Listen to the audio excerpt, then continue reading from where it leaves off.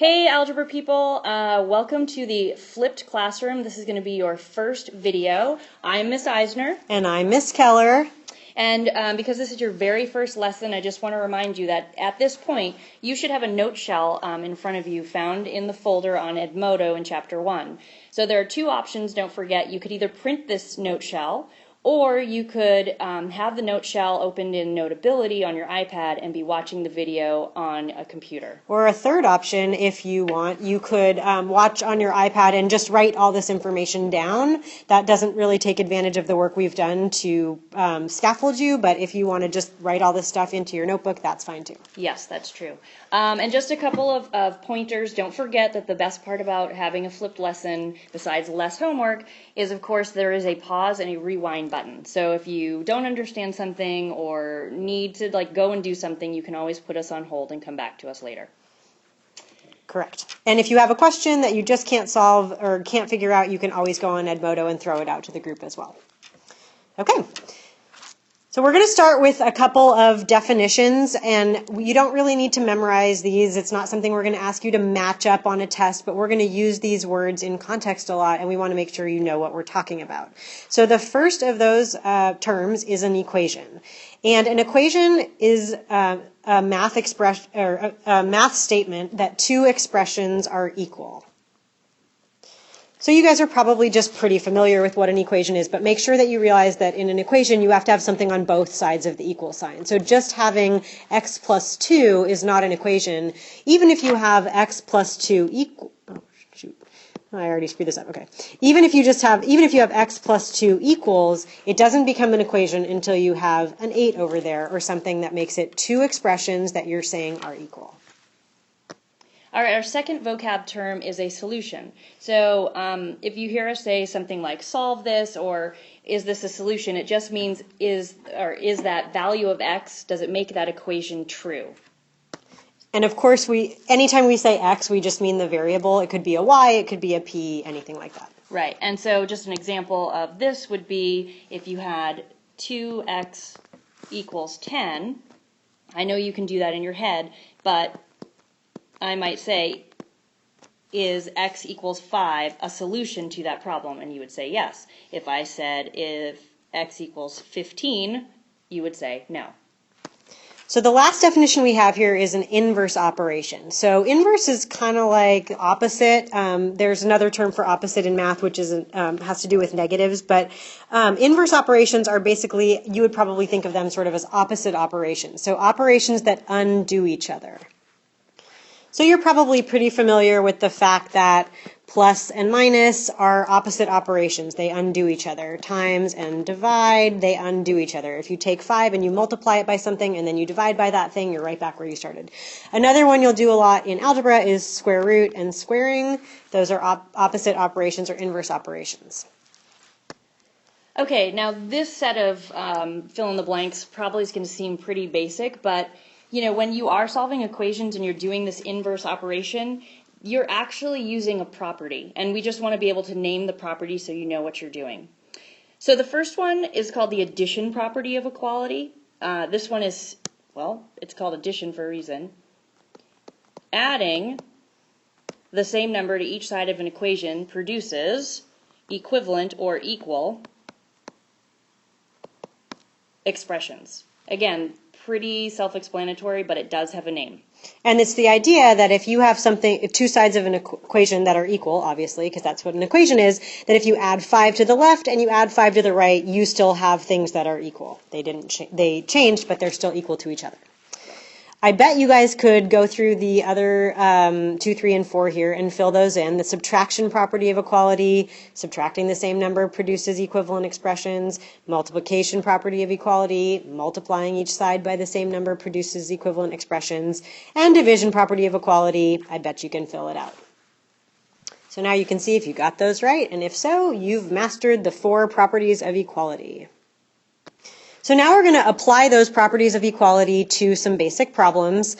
And the book is actually going to ask you to justify each step of what you're doing. What that really is asking you to do is to name the property that you're using, and we actually aren't going to make you write that down. So when you're doing your homework or your class in problem classwork, you don't need to write that down, but just think about it. Think about, why am I allowed to do this? I'm allowed to do this because I'm adding something to both sides, or I'm subtracting something from both sides. Also, I want to make a point here that these problems look, as you can see, very easy. You can probably do them all in your head, but we have an expectation that at least right now you will show the work the way that we are demonstrating in the video. And as you guys master solving these equations, you may be able to show a little less work later in the year, but for now we really want you to practice showing the work the way we're going to demonstrate to show it. So you look at it, okay, go ahead. Oh, no, go ahead. So you look at a problem like A and you say, all right, my goal in this problem is to get the x alone, because what Ms. Keller and Ms. Eisner have asked me to do is to solve. And when I solve, I'm trying to find what x is. And you always use inverse operations. So if you need to get the x alone and the number in the way of the x being alone is a plus 3, the way you undo that, the inverse operation, is to do minus 3. Well, because of the properties of equality, you can't minus 3 on this side unless you subtract 3 on that side. So you want to show it on both sides. And then over here, those are really canceling out, and you only have the x left. Over here, 10 minus 3 is 7, and you've got your answer. You can check it by plugging it back in, because 7 plus 3 is 10. If you have to name the property used, you subtracted something from both sides, so it's the subtraction property of equality. Okay, in example B, again, we want to look at how to undo, and I see that it's negative 2 plus x. Wait, so don't we want to subtract? Because I see a plus in there. Right, and that's often a very common mistake that kids make, but really to undo negative 2, you want to get its opposite, and its opposite to make it 0, to make it disappear from one side, is really to add 2 to each side. So even though it's negative 2 plus x, you're not going to subtract. You're going to add 2 to each side, and these cancel, and you're left with x equals 10. And just like Ms. Keller said, you can always check your work by plugging it in. Negative 2 plus 10 is 8. And then the property used is, of course, addition property of equality. Okay. So we're new to doing this together, so you guys have to bear with us as we fumble.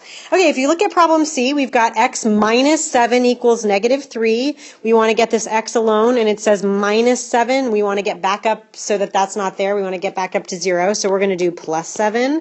Do it on one side, we do it on the other side. That disappears. And x equals, you have to just be careful with your negative signs here, that's going to be a positive 4.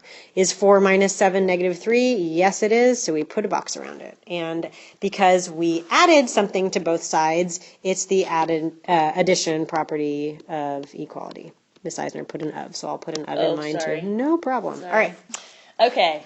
In letter D, so this is 2x, and it's understood to be multiplication if there's not a symbol. So it's 2 times x, so therefore the undoing would be to divide. I'm going to use a new color. So we're going to divide each side by 2. Remember that showing something as a fraction is also showing it as division. So we're putting it over 2, and that's showing division. Right. So 2 divided by 2 is 1, so that's why these cancel, and we're left with just x equals 5. And again, put it in, 2 times 5 is 10, so that is the right answer. And it's a new property. It is the division property of equality. Good job, Miss Eisner. Thank you. Okay, this one is similar. It's just got some negative signs. So why don't you pause your video? We're often going to ask you to pause. Why don't you pause and do E on your own and show the work the way we've been showing it. And then in just a minute or just a few seconds, unpause and you'll see if you're right. So check you got that one right. Problem F, you can see that division is shown. If you were going to read this, you might say X. Oh. Okay, I was going to say you might say x over 5, but we got a phone call and I got interrupted. It's x over 5 is the same as x divided by 5. So this is division. So the inverse operation of division is multiplication. And what I usually do to show that is I just go times 5 like that, times 5 like that. And now you can see that these 5s are going to cancel each other out and leave a 1. And we're going to have x equals 15. And you can check yourself. 15 over 5 or 15 divided by 5 is 3. Which property proper T did we use? We did the multiplication property of equality because we multiplied both sides by the same thing. Okay, in letter G, we have a fraction times t equals 6. And you might think, oh, well, that's multiplication, so I should divide each side by 2/5. But you should remember back in pre-algebra that when you divided things by a fraction, you actually changed it to multiplying by the reciprocal. So the smart thing here is to multiply each side by the reciprocal of 2/5, which is 5/2. I'm going to put 6/1 and do 5/2. So these all cancel, and you're left with t. And here you could do some simplifying. 2 divided by itself is 1, and 2 goes into 6 3 times to make yourself, or an easier problem. 3 times 5 is 15. Oh, I didn't check it, but 2/5 of 15 you would, well, I can do it for you. 2/5 times 15/1, just to double check, is 6. Oh, and I forgot. It is the even though originally I was going to divide, it ends up being the multiplication property of equality because I actually multiplied by the reciprocal. Okay, H is sort of a tricky problem because obviously we have numbers and an X, but we also have a pi symbol. And you have to remember that pi is actually a specific number. It is the number 3.14159. Should I keep going, Miss Eisner? Oh my gosh, no. Do you remember that? Yeah. I do know 35 or so digits. In 5 minutes, she memorized that. And she won us, chocolates. Yeah, Chocolates. I won a little prize for who could memorize the most digits in 5 minutes. Anyway, pi, remember, is a number. So when you are dividing both sides by a 2, it's the same thing as dividing both sides by a pi. So you actually... Sorry, I'm hungry. You're actually going to treat the pi kind of like a constant. It's kind of treating it like a variable too, but you have to remember that pi is a specific number. So whatever you do with pi on one side, you do it to the other. So I'm looking at this problem, I'm like, what am I even trying to solve? I'm trying to solve for this x. So I need to get rid of the stuff that's multiplied with it. So I'm going to divide by 3 and pi, because that's the only way to get the x alone. I'm going to do it over here too, 3 and pi. So these 3's are going to cancel out, and these pi's are going to cancel out, and I'm going to be just left with an x over here. And how do I reduce 9 pi over 3 pi? Well, that's just 9 times 3.14, blah, blah, blah, over 3 times 3.14, blah, blah, blah. So those are going to cancel, and 9 over 3 simplifies to 3. So you want to sort of treat pi like it's just a constant, even though you don't want to write it out as a long decimal, and then you'll be okay. And if you plug 3 back in here, you'll see 3 times pi times 3 is 9 times pi, and that's equal to 9 times pi. So what property is that? It's the POFI, the division property of equality. Okay, so you've watched your very first video. Congratulations. I can't tell you how many more bazillion you have to go this year. But one down, yay. And now you have some practice problems. So make sure you look on your homework stamp sheet, and it will tell you what practice problems that you need to do. Remember, we don't have a book yet, so your practice problems are posted as a PDF on Edmodo, and maybe at this point we'll have shown you how to actually keep that as a PDF on your iPad, but if not, you can always go to Edmodo. The answers are also posted on Edmodo, so make sure that when you do these practice problems, you check the answers. We expect you to come to class the next day knowing that you got them right or wrong and having tried to problem solve or, figure out why you were missing them if you missed them. Also, if you're confused by the homework sheet, I think it says times 3. That means to do multiples of 3. So if a problem number can be divided by 3, you do it. And if you can't divide it by 3 evenly, you don't. So problem 7, that's not a multiple of 3. So you don't do problem 7. So it's 3, 6, 9, 12, 15, and so on. And if you're about to do number 20 and you're like, am I on the right one? Can you divide 20 by 3 evenly? Nope. So don't do it. We don't have a clever sign-off yet, so we're just going to say bye-bye. But maybe later we'll come up with something clever, or you can help us. Yeah.